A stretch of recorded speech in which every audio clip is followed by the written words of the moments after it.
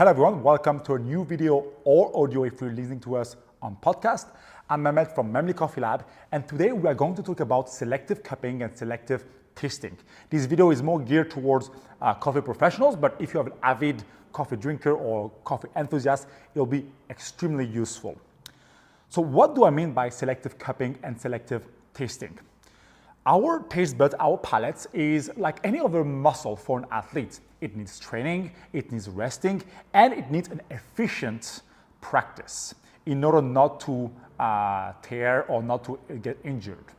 I know I'm extreme when I'm talking about sensory, but what I mean by that is that when you are tasting and cupping, we must be the most efficient as possible. Here's why.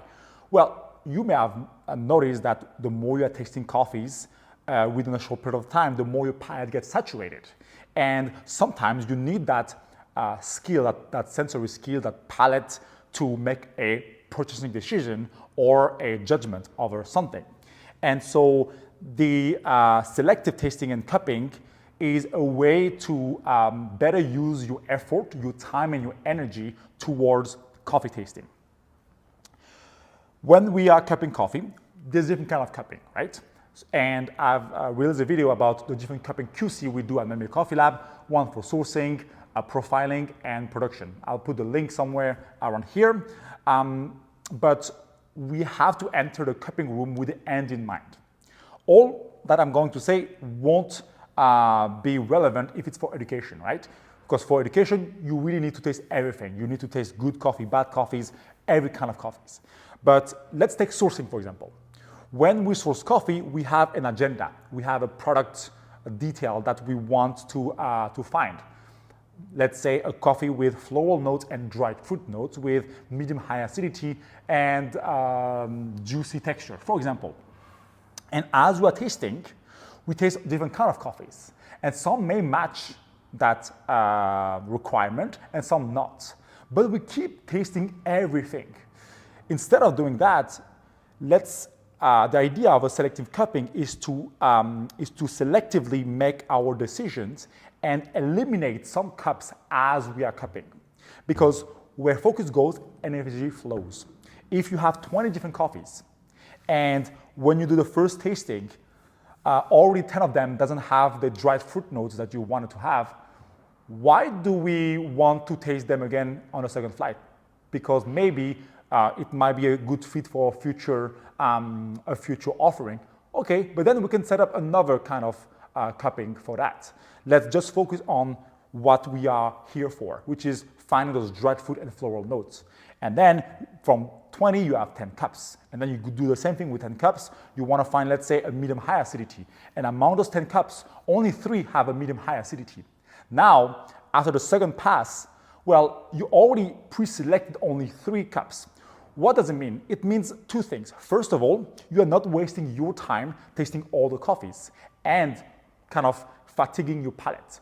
Second, because you're tasting less coffee, you are going to be more focused on the remaining coffee, which will increase your sensitivity and your accuracy towards tasting those last 3 coffees when you do the 3rd and 4th rounds, right? Which increase basically your accuracy and the sort of purchasing decision or the judgment that you are going to have towards the end. That's about sourcing, for example. But for profiling, it's the same thing. When I profile coffee, I use my kawa and I do 5 different roasts, the reference, more development, less development, more temperature, less temperature. And then I may tweak some other to have 5 to 8 different profiles of the same coffees. If I taste and smell the coffees, I will smell it and then give a first taste. If on my first spoonful, I detect underdevelopment, grassiness, roastiness, slightly more development that I am not enjoying or covering sort of the delicate flavor, well, I push the cup. Why do I need to taste that again if I know that it's not the right profile for my coffee? So from 5, 7 different cups, I'm down to 3. And now I can focus on those 3 cups, which is among a good development, but maybe one a little bit lighter, one a little bit heavier, and see which one match the best what I wanted to create. Because once again, where energy goes, where energy flows. Where focus goes, energy flows.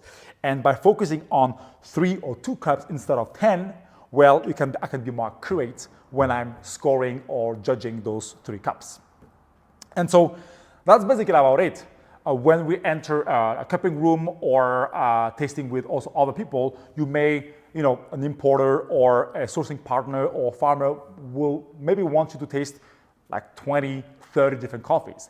As you are going through the coffee in the first round, you can almost eliminate half of it.